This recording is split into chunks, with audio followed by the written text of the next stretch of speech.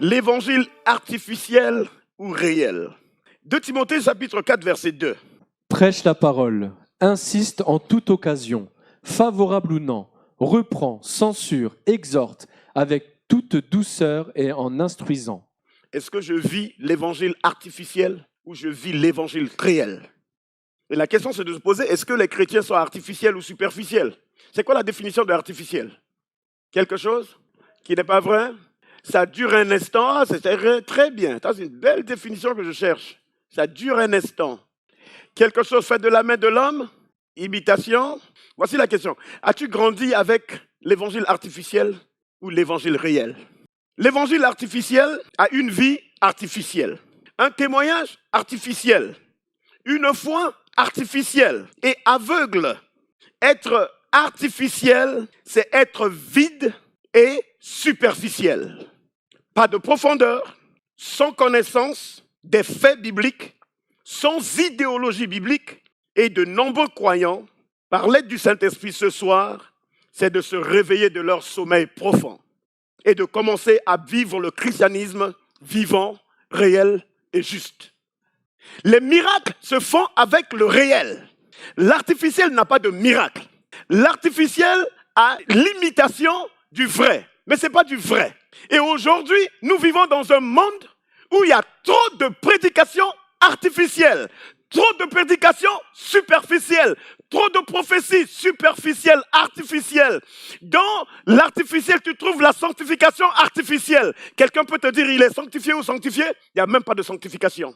Il y a des prédications de nos jours. Nous avons des prédicateurs talentueux. Nous allons prendre son exemple. Actes chapitre 18, verset 24. Un juif nommé Apollos, originaire d'Alexandrie, homme éloquent et versé dans les Écritures, vint à Éphèse. C'est bon. Nous avons aujourd'hui des serviteurs de Dieu éloquents, mais il n'y a pas la puissance de Dieu. Nous aimons l'évangile talentueux. Il est un juif nommé Apollos, originaire d'Alexandrie, homme éloquent et versé dans les Écritures, vint à Éphèse. Nous allons voir les disciples de cet homme. Acte 19, verset 2. Avez-vous reçu le Saint-Esprit quand vous avez cru? Ils lui répondirent, nous n'avons pas même entendu dire qu'il y ait un Saint-Esprit. C'est les disciples de Apollos. Et l'apôtre Paul vient prêcher aux disciples parce qu'ils étaient dans l'artificiel. Des prédications modernes, des prédications qui t'amènent quelque chose de l'actualité, qui stimule. Non, parlez du mariage. Non, parlez des relations. Parlez, vous allez réussir. Vous allez voir, vous n'aurez plus d'échec. Des prédications centrées sur l'émotion. Il faut que je touche leur émotion. Et des pratiques profanes qui n'ont même pas l'onction de Dieu. Qui fait que parfois tu es là, les larmes coulent, mais il n'y a pas le miracle, le problème ne part pas. Ça, c'est des choses artificielles. C'est parce que le Seigneur Jésus a amené. L'évangile de nos jours n'a ni poids, ni constance. Il n'y a même pas, c'est-à-dire l'appel au péché. La question que je me pose, peut-être il y a des croyants artificiels qui sont même dans les églises. On peut avoir des apôtres artificiels, on peut avoir des prophètes artificiels, des docteurs artificiels, des évangélistes artificiels, même des pasteurs artificiels, même dans l'église, des hommes et des femmes qui détiennent des positions artificielles, d'onction artificielle. Mais au fond, il n'y a rien. C'est l'évangile de mon goût. Le Seigneur Jésus n'a pas amené l'évangile de ton goût. Le ciel a un goût. Et mon goût parfois est contraire au goût du ciel. Parce que la Bible dit, Dieu a tant aimé le monde qu'il a donné son Fils pour enlever l'artificiel. L'évangile artificiel détient du synthétique, ne laissant guère plus qu'une impression éphémère dans l'esprit des auditeurs. L'évangile artificiel, il est négatif. Il ne fait rien de bon. Il a ses conséquences dramatiques. Et j'aimerais te parler des conséquences dramatiques qui sont dans ta vie. Parce que tu as reçu la vérité, mais l'évangile artificiel ne veut pas partir de ta vie. Et beaucoup en cherchent aujourd'hui et les deux font des obstacles. Il a des effets négatifs. Et c'est pourquoi le Seigneur Jésus a dit, il est avantageux que je m'en aille et que je puisse envoyer le Saint-Esprit. Il y a beaucoup des hommes et des femmes qui vivent, vous les voyez lire la Bible, mais au fond, c'est de l'artificiel. Est-ce que j'ai encore ces séquelles, des choses artificielles en moi qui m'empêchent à rentrer dans la plénitude du Saint-Esprit? L'évangile artificiel fait tout des choses modernes. Tout est moderne. Il faut moderniser l'église. Jésus-Christ n'a pas amené une église moderne. Il a amené une église qu'on doit travailler fort pour recevoir. On doit subir les conséquences. C'est écrit dans la parole de Dieu. L'évangile artificiel détruit les relations. Vous n'avez jamais vu des gens, peut-être dans l'église, qui critiquent les autres. Ceux qui ont cru à l'évangile artificiel, c'est des messieurs critiqueurs, des madames critiqueurs. C'est ta racine, parce que tu as reçu quelque chose d'artificiel. Il n'y a pas de puissance de Dieu. Pierre n'a pas critiqué Ananias et Saphira. Pierre était là, il attendait, je vais leur dire en face. Toi, pourquoi tu as fait cela? Mais l'évangile artificiel, il faut d'abord commencer là-bas pour venir à l'origine. Ce n'est pas une prédication, ce n'est pas ça. Qu'est-ce que l'évangile artificiel fait? 1. Il usurpe l'autorité de Dieu. Celui qui détient l'évangile artificiel ne reconnaît pas l'autorité de Dieu. Qui a le droit de parler dans l'église, l'homme ou Dieu? Est-ce que c'est Dieu qui parle aujourd'hui dans l'église ou c'est l'homme? C'est l'homme? Et si c'est l'homme, l'homme nous amène où? Et maintenant, si l'homme n'a pas Dieu, il m'amène où? Si Dieu n'est pas dans une parole, la vie des gens sont détruits. As-tu déjà reçu des prophéties qui t'ont fait du mal dans l'oreille? Mais vide-toi de cela, ça va toujours te détruire. Et il est temps que le Saint-Esprit vienne transformer l'église. Frères et sœurs, l'église est détruite. Le Saint-Esprit est attristé. Et nous ne pouvons pas continuer comme ça. Il n'y a pas de miracle. Et cela ne touche pas les enfants de Dieu. Là où il n'y a pas de miracle, il n'y a pas Dieu. Parce qu'on a usurpé l'autorité de Dieu. En français, vous qui connaissez la langue française, quand quelque chose de faux, vous dites usurpation de faux contre usage de quoi? De faux. Est-ce que j'ai mal utilisé la parole de Dieu sans l'autorité de Dieu? C'est ça l'église artificielle. On appelle ça attitude arrogante. Et le Seigneur Jésus est venu retirer l'arrogance de l'église pour que l'église puisse se soumettre à l'autorité de Dieu. Là où il y a l'autorité de Dieu, il y a miracle. Et c'est pourquoi nous prions pour que le Seigneur puisse enlever l'artificiel, soit de ACP et de toutes les églises autour de nous, pour que nous puissions vivre quelque chose d'extraordinaire avec Dieu. Deuxième point, on va défier la seigneurie de Jésus-Christ. On va chercher, non, ça fait rien ma sœur, mais dans le cœur c'est le péché. Non, le Seigneur Jésus agit. Qu'est-ce qu'il dit dans sa parole? Dans Actes 5, 12. Beaucoup de miracles et de prodiges se faisaient au milieu du peuple par les mains des apôtres. Ils se tenaient tous ensemble au portique de Salomon. Ça c'est la seigneurie de Jésus-Christ. Ceux qui sont réels, l'évangile réel est sous l'autorité de Jésus-Christ. Mais l'évangile artificiel est sous l'autorité de l'homme. C'est l'homme qui dirige. C'est l'homme qui fait ce qu'il veut. C'est pas ça. Ta vie ne marche pas parce que peut-être l'autre n'est pas sous l'autorité de Dieu. Si ton frère et ta sœur n'est pas sous l'autorité de Dieu, pourquoi tu l'écoutes? Pourquoi vous écoutez ceux qui ne sont pas sous l'autorité de Dieu? Ça fait rien, ça vous dérange pas? C'est pas normal, frères et sœurs. Si quelqu'un n'est pas sous l'autorité de Dieu, il faut faire attention. L'église est détruite à cause de tous ces trucs artificiels. Il n'y a plus de Dieu. Et l'opinion publique sur l'église est détruite. Les gens de dehors se disent, c'est des chrétiens, je n'irai jamais à l'église. Pourquoi je vais aller là-bas? Regarde leur vie, regarde leur comportement, regarde leur manière de faire. Ils sont comme moi. Non, frères et sœurs, c'est pas normal. Nous lisons un verset. Beaucoup de miracles et de produits se faisaient parce qu'ils étaient sous la seigneurie de Jésus-Christ. Si tu veux que les miracles soient faits dans ta vie, que toi-même tu te soumets à la seigneurie de Jésus-Christ de Nazareth. Tu ne peux pas. Il n'y a pas autre Jésus, il n'y a pas deux Jésus. Il y a le Jésus artificiel, il y a le Jésus réel. Mais je ne sais pas laquelle tu suis. L'homme aujourd'hui a inventé un Jésus. Il a les résultats de ce Jésus. Il a l'évaluation de ce Jésus. Et il a cette disposition pragmatique par rapport à ce Jésus. Mais non, il n'y a pas de disposition par rapport à Jésus. Vos années 2020, 2021, 2022 sont toujours détruites. Vous n'allez jamais d'avant en avant. Trop, c'est trop. Tu dois prendre une résolution. Les disciples ont passé que 3 ans et demi avec le Seigneur. Ils sont devenus des hommes et des femmes puissants. Ils ont changé l'opinion de l'homme. Qu'en est-il de toi et moi? Le 21e siècle ne peut pas continuer comme ça. Tu dois dire à toi-même, Seigneur, trop c'est trop. Je ne peux pas continuer sur ce chemin. Je dois changer. Laissez le temps au Saint-Esprit. Pourquoi hier tu as prêché, tu as dit le Saint-Esprit n'existe pas et qu'aujourd'hui tu crois au Saint-Esprit? Pose-toi la question, qu'est-ce qui s'est passé ici? parce que j'étais artificiel. Et tout d'un coup, un jour, j'entends Saint-Esprit.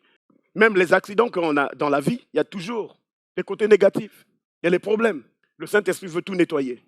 Pour cet homme qui était éloquent, qui s'appelle Apollos, il a trouvé un couple qu'il a pris, Priscille et Aquilas. Sa vie a été transformée. Mais pour toi, qui t'aide, alors là, c'est une très belle question. D'autres points, l'évangile artificiel exclut l'œuvre du Saint-Esprit. Nous lisons dans 1 Pierre, chapitre 1, verset 23. Il refuse la régénération, il refuse la transformation. Puisque vous avez été régénérés, non par une semence corruptible, mais par une semence incorruptible. Tu aurais pu lire par une semence artificielle. Vas-y. Puisque vous avez été régénérés, non par une semence artificielle, mais par une semence réelle. Très bien. Par la parole vivante et permanente de Dieu. Voilà, ce qui est réel, elle est permanente. Je suis régénéré, c'est changé. Je suis transformé, c'est réel. Mais quelqu'un va te dire, non, je prie pour ça. Non, tu n'as pas besoin de prier. Puisque vous avez été. Été, c'est hier. Alors, pourquoi ça ne s'est pas fait hier? Et que tu continues avec, c'est les séquelles. Jacques 1, 18. Il nous a engendrés selon sa volonté, par la parole de vérité, afin que nous soyons en quelque sorte les prémices de ses créatures. Es-tu les prémices de la créature de Dieu? Les prémices sont réelles et non artificielles ou superficielles. Nous continuons encore. Jean 17, 17. Sanctifie-les par ta vérité. Ta parole est la vérité. Sanctifie qui? Tu dis toi, c'est pas les autres. Sanctifie-les par ta vérité. Ceux qui sont artificiels, la vérité est faite pour les autres. C'est les séquelles de toutes ces choses-là. Tu écoutes la parole de Dieu, le diable te dit, ah mais si lui là-bas. Et là tu te dis, ah oui c'est vrai, si sœur Jeante était là. Non, mais c'est toi-même. Est-ce que Élisabeth a écouté ce que l'ange a dit à Marie? Élisabeth n'était pas là. Mais Marie, juste par une simple accolade, boum, Élisabeth baptisée du Saint-Esprit. Ça c'est réel. Dis à ton voisin réel. Éphésiens chapitre 6, verset 17. Prenez aussi le casque du salut et l'épée de l'esprit, qui est la parole de Dieu. Les serviteurs et servantes négligent Dieu. Vous avez tous ces outils pour vous. Tous ces outils. Prenez aussi le casque du salut et l'épée de l'esprit. On ne m'enseigne pas l'esprit. Le casque, frères et sœurs, quand vous mettez le casque, la Bible dit vos pensées ne sont pas mes pensées. Quand tu as ce casque en toi, le casque protège la tête. Et le Seigneur aimerait dire ici, c'est-à-dire dans la bouche de l'apôtre Paul, quand vous tomberez, quand vous ferez un accident, le casque vous protégera. Combien d'enfants de Dieu ont des casques? Un problème arrive, aïe, lui là, je vais le prendre. Il a dit sanctifie-le. Toi, tu n'es pas sanctifié. Si tu n'es pas sanctifié, écoute, tu es artificiel. Et nous ne pouvons pas continuer ça en 2023. Il faut que le Saint-Esprit enlève l'artificiel. Le Seigneur Jésus est venu nettoyer l'Église. La prédication sans le Saint-Esprit amène la conversion artificielle. La conversion artificielle a ses conséquences. Je ne suis pas là pour vous expliquer toutes ces conséquences. C'est dangereux de dire, Seigneur, j'abandonne ça et de garder ça. C'est usurpation de faux contre usage de garder ça très bien. Et que le Saint-Esprit vous aide. On ne fait jamais du faux avec Dieu. Il y a ce qu'on appelle le paradis. Il y a ce qu'on appelle l'enfer. On ne joue jamais avec les deux. Je lance entre vos mains que 2023 vraiment vous aide à avoir la conscience de dire, Seigneur, je ne vais jamais signer un papier avec ton nom. Comment on signait au nom de Jésus et 2 minutes après, c'est du bizarrerie. Par conséquent, les pouvoirs ne sont pas là.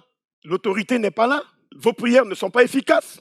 Vos marches avec Dieu ne sont pas efficaces. Il parle même dans Hébreux 4, 12, c'est-à-dire l'épée tranchante. Je ne sais pas si c'est dans votre Bible ou pas. Hébreux chapitre 4, verset 12. Qu'est-ce qu'il dit? Car la parole de Dieu est vivante et efficace, plus tranchante qu'une épée quelconque, à 2 tranchants, pénétrante jusqu'à partager âme et esprit, jointure et moelle.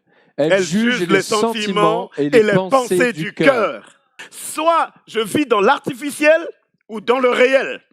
Je peux lire ça comme ça, car la parole de Dieu réelle est vivante et efficace, plus tranchante qu'une épée quelconque, à 2 tranchants, pénétrante jusqu'à partager âme et esprit, jointure et moelle. Elle juge les sentiments et les pensées du cœur. Que 2023 vraiment soit une année où, Seigneur, tu me divises de tout ça et que je sois réel. Parce que la parole de Dieu ne pénètre jamais le cœur de ceux qui sont artificiels. La capacité de l'homme à séduire les gens ne devrait pas nous impressionner plus que la capacité de la Bible à transformer des vies.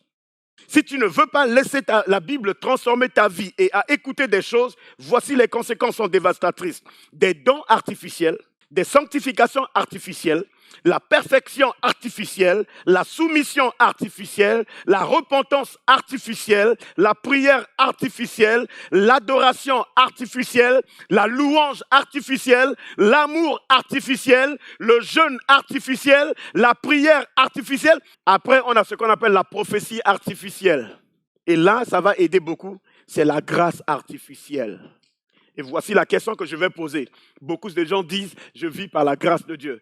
Y a-t-il une grâce sans le Saint-Esprit? La grâce, c'est avec quoi? Avec le Saint-Esprit, non?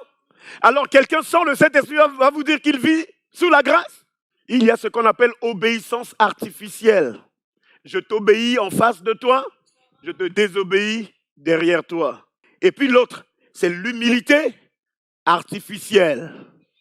Frères et sœurs, pourquoi nous aimons ce qui est artificiel? C'est la facilité. Et là maintenant, j'ai la dernière, c'est l'achat des prophéties artificielles. C'est-à-dire, on achète, soit tu achètes la prophétie ou la parole de Dieu.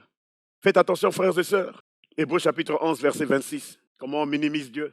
C'est la dernière. Regardons l'opprobre de Christ comme une richesse plus grande que les trésors de l'Égypte, car il avait les yeux fixés sur la rémunération. Ne cherche pas à adapter quelque chose dans l'évangile. L'adaptation artificielle ne résout pas le problème de Jésus-Christ. Le Seigneur, la Bible dit, regardons l'opprobre de Christ comme une richesse. Le Seigneur nous a donné une richesse. Vous faites les jeûnes de 6h à 18h, que Dieu vous bénisse puissamment, parce que c'est des jeûnes extraordinaires, mais ce n'est pas écrit dans la parole de Dieu.